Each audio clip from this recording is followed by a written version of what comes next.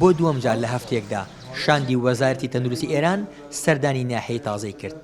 بەوتەی شان دەکات دوای ئەنجامدانی لێکۆڵینەوە بۆیان دەرکەوتووە کە داعش بە چەکی کیمیایی هەوڵاتنی ناحیەی تازەی بردومان کردووە.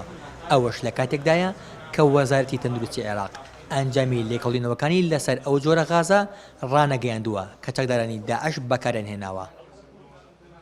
اساس نیازی که در منطقه است و بمباران شیمیایی که در منطقه تازه شده بینیمان هاوڵاتیانی ئەم ناحەیە پێویستیان بە یارمەتیە چونکە 2 ڕۆژ لەمەوبەر داعش بە چەکی کیمیایی بردومانیانی کردووە.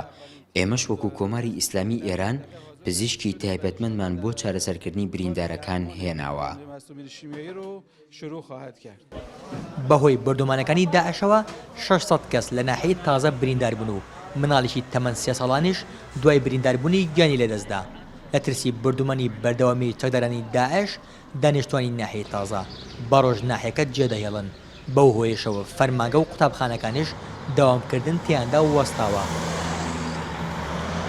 غازەیەکێکە لە وەکو بڵێ یەکەمین غازی کیمیاوی کە لەگەڵ کە بۆ مەبەستی سەربازی دروست کرابێت ئەو غازەیە یعنی لە حەدوی عالەمی یەکەم و دروست ینی بەکارهێنراوە.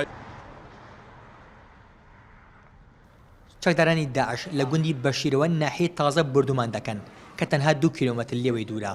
دانیشتوانی ناحیەکەش چەند جارێک گرتبوونەوەی ناڕەزایەتیان ئەنجامدا و داوایان لە حکوومەتی بەغدا کرد هاوکاری هێزە ئەمنیەکان بکات لە کۆنتڕۆڵکردنەوەی گوندی بەشیردا بۆ ئەوەی چیتر مەترسی لەسەر ناحیەکان نەمێنێت.